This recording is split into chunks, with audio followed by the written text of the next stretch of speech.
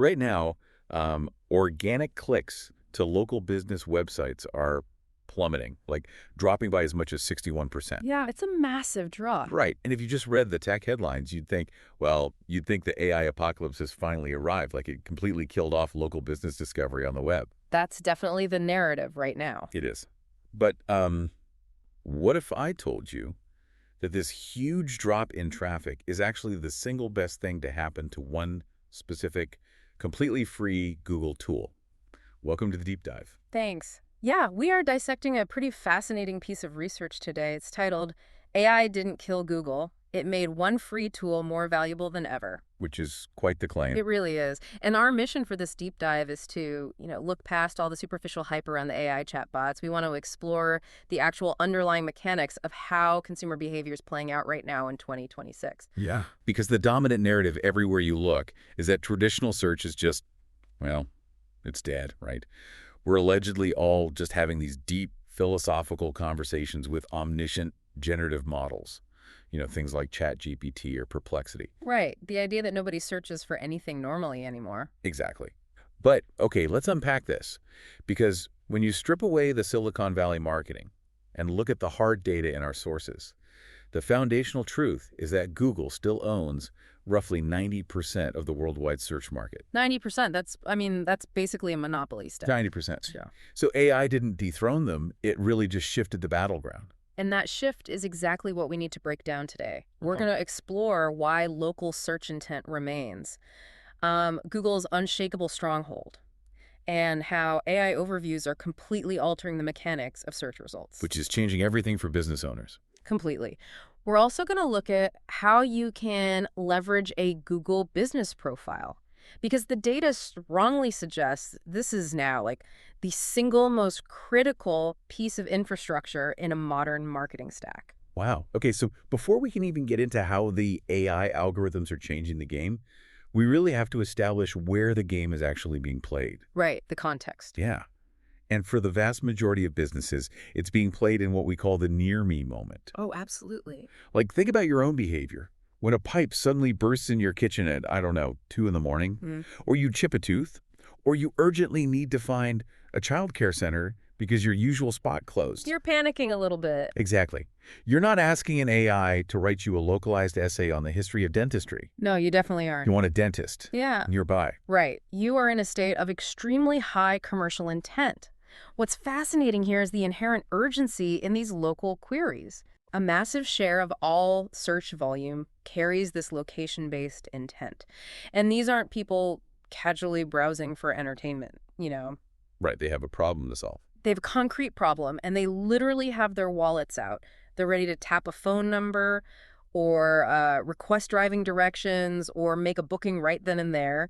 They're demanding immediate action, not theoretical information. Exactly. And that's exactly where the Google business profile historically came in. It drives those real-world actions from what we call the local pack. That's that little map with the 3 business listings that pops up at the top of the search. Yeah, the map pack. Yeah. But I think for a long time, businesses kind of treated this thing like a dusty old Yellow Pages directory. Oh, entirely. Like you claim the name, you type in your phone number, and you just forget about it for half a decade. Which is a really dangerous game in the current landscape. Think of a neglected profile, less like a dusty phone book, and more like speaking a foreign language to the AI. Well, that's an interesting way to put it. Well, if you only provide a name and a phone number, it's like handing the algorithmic systems a puzzle with half the pieces missing. The AI isn't going to do investigative journalism to figure out if you're still open, Right, it's not going to call your store to check. No, it just gives up and moves on to a completed puzzle, which usually happens to be your competitor. Ouch. Which brings us right to the elephant in the room, the AI collision. Right. Because we have these generative AI overviews that are now actively intercepting searchers before they ever even scroll down to the traditional blue links, or even the map section. Yep. The AI is jumping the line. And looking at the research, there's that statistic I mentioned at the top that is honestly terrifying if you are a business owner. One major study found that organic click-through rates have plummeted by 61% on queries that trigger these AI summaries. It looks like a catastrophic loss of audience on paper. 61% is huge. Wait, I have to push back here. If clicks to actual business websites are dropping by 61%, how can our sources possibly claim this free Google tool is more valuable now? It sounds contradictory, right? Yeah. Aren't businesses just losing their customers entirely to the AI? Well, it depends entirely on what the user was actually looking for. If the user was just looking for, say, your closing time or whether you have wheelchair access, Okay. the AI intercepts that query, answers it directly at the top of the page, and the user leaves. So you lose a click to your website, yes. Right, which feels bad. It feels bad, but you didn't lose a customer. You just saved them a click. The critical question you have to ask is, where is that AI getting its information to answer those questions? Oh. It isn't pulling synthesized facts about local businesses out of thin air. It is aggressively searching for the ground truth. But wait, how does the AI actually know my business profile represents the ground truth and not just, some slick marketing spin? Because anyone can jump online, make a profile, and claim they're the absolute best emergency plumber in the city. Yeah, they can. And this is where Google's verification loops come into play. The AI doesn't just blindly trust what you type into your profile description. Here's a look at. It cross-references that data with your recent customer reviews, the photos uploaded by actual users, the public Q&A section.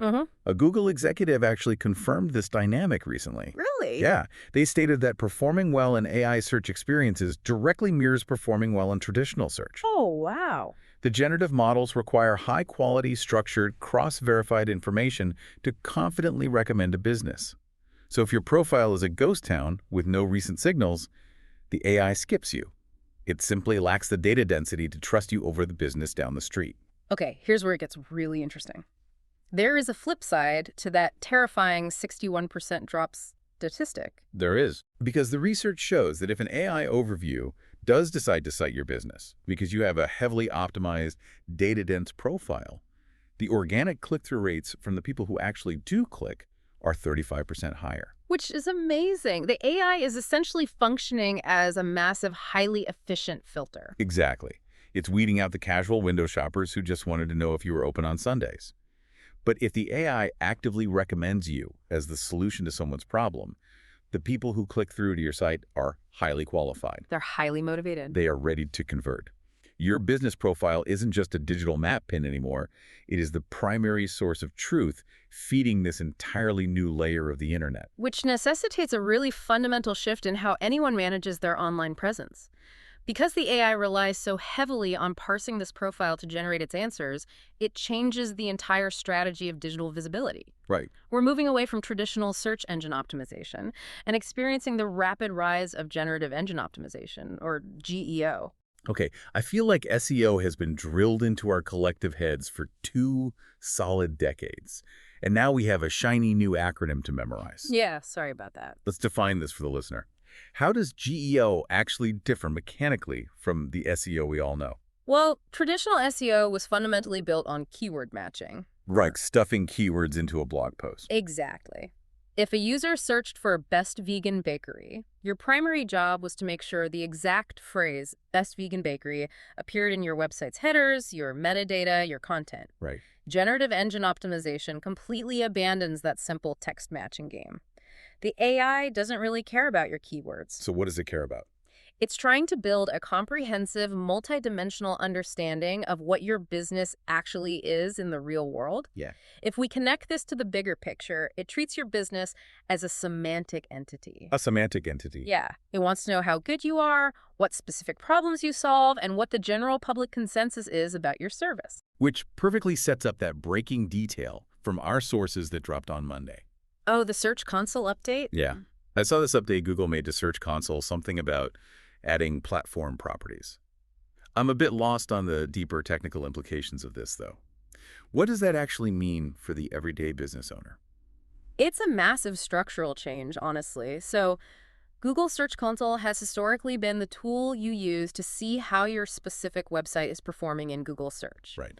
But by rolling out platform properties, Google is allowing you to natively track how your content on external platforms like Instagram, TikTok, X, and YouTube performs right inside Google Search and Google Discover. Wait, really? So Google is directly plugging into the social media feeds now? They are mapping the entire ecosystem. Social content, search visibility, and your business profile are no longer operating in isolated silos. They are all feeding the exact same algorithmic system. Wow. And the AI tools are synthesizing all of it to build that consensus we talked about. So, if I have a perfectly polished Google business profile that says we have world-class customer service, but then people are constantly complaining on X that we never answer the phone. The AI sees that. The AI notices that massive disconnect. It's looking for alignment across the entire web before it risks its own reputation by recommending me. Precisely. If the signals conflict, the AI drops your trust score. It is looking for verifiable consensus everywhere. Okay, if the AI is this aggressively hungry for structured data and cross-platform consensus, where does a business even start feeding it? Our sources lay out a very clear 2026 playbook for this. They do. It's a very practical blueprint. Let's talk about the actual data diet we need to be giving this algorithm, starting with the absolute baseline. The baseline is claiming, verifying, and completing the foundational data. You absolutely have to use your exact, standardized business name, address, and phone number consistently across the entire internet. Right, the NAP data. Yeah. This establishes your factual baseline so the AI never gets confused about whether, Joe's Plumbing LLC and Joe's Emergency Plumbing are the same entity. But the data diet has to go way deeper than just a name and an address, right? Right, definitely. Because of how people are searching now, you have to explicitly declare your specific attributes. Things like wheelchair accessible, woman-owned, veteran-led, or even just offers free Wi-Fi.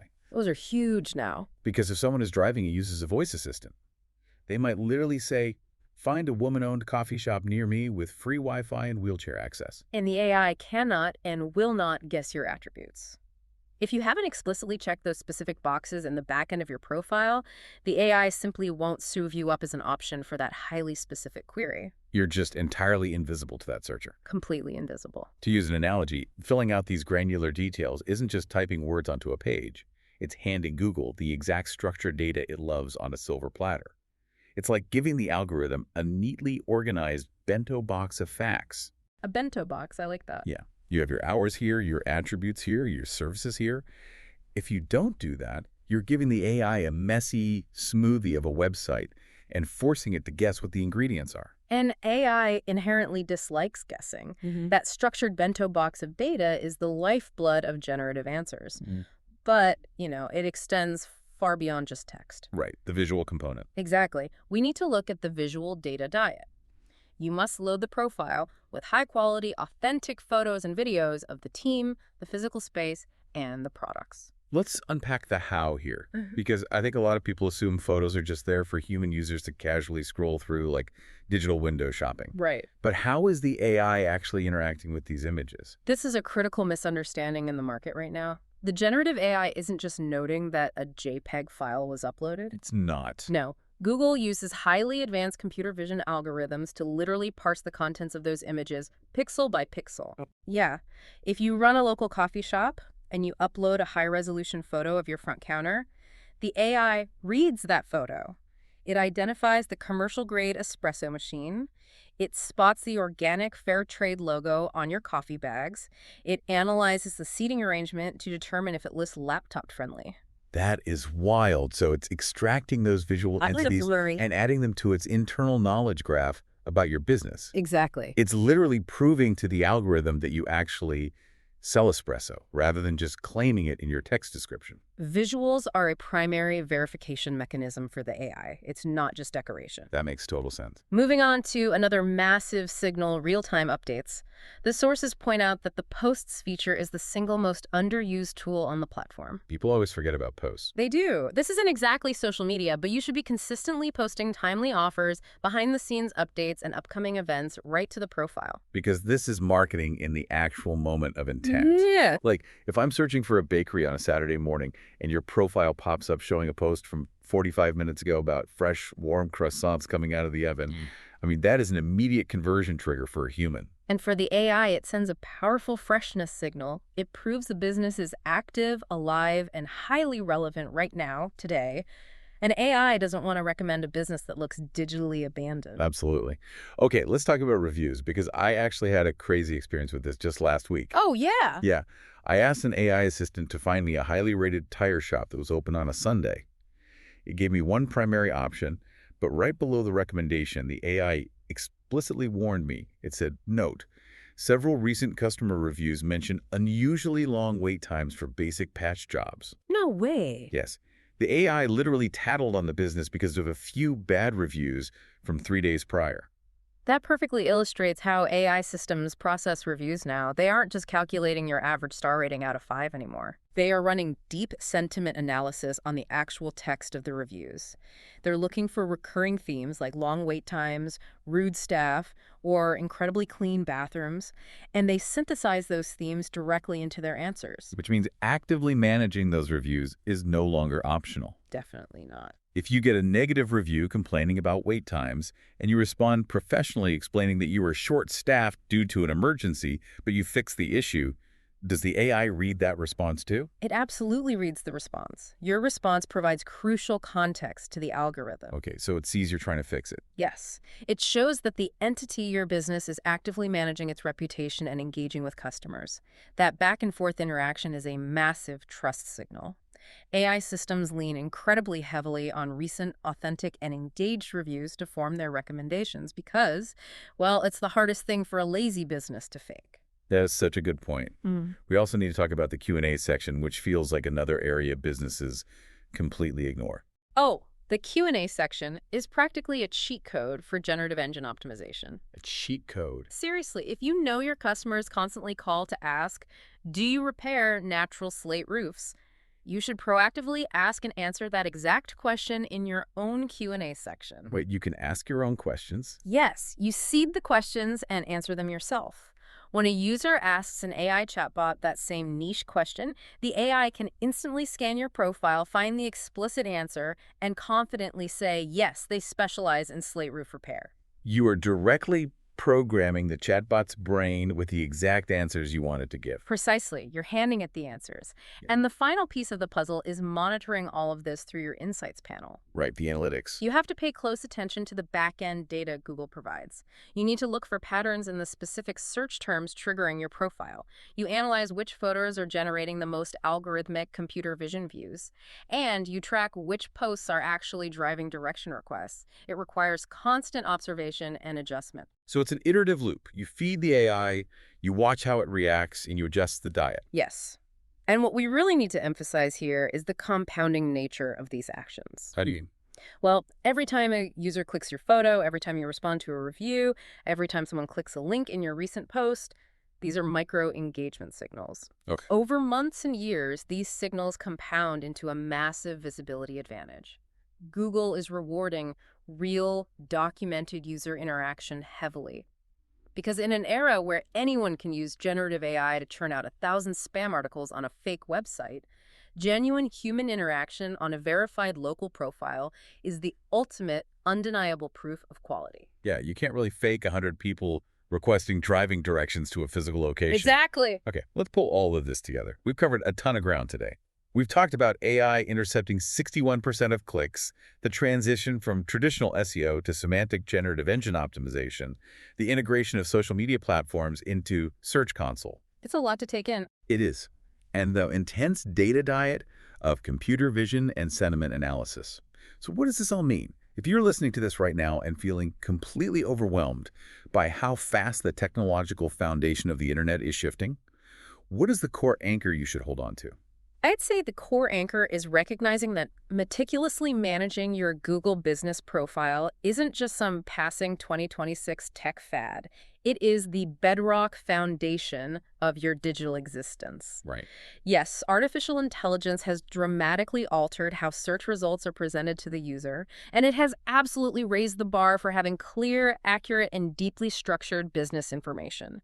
But the underlying job of a business has not changed a bit. You still have to do the work. Exactly. You still need to be findable, you still need to be inherently trustworthy, and you still need to be incredibly easy to do business with. The fundamentals of commerce remain exactly the same. They do. AI is just a new, highly sophisticated, and honestly incredibly ruthless mechanism for judging those three criteria. Executing small, consistent actions on this free platform, uploading photos, answering reviews, updating your hours, will almost always deliver far more direct, measurable customer impact than spending thousands of dollars trying to game the system with generic paid ad campaigns. It's the ultimate piece of digital real estate, and it happens to be entirely free. Exactly. Well, as we wrap up this deep dive into the evolving mechanics of local search, I want to leave you with one final thought to mull over. We have established that AI is rapidly becoming the ultimate omnipresent gatekeeper between a local business and its potential customers. It definitely is. I mean, it's actively synthesizing your reviews, scanning your social media videos, and parsing the pixels in your photos to decide who deserves to be recommended. So as we move forward into this new era, will the successful local businesses of the future be optimizing their digital and physical storefronts for the actual humans walking by? Or will they be designing their entire operations exclusively for the AI algorithms narrating our daily lives?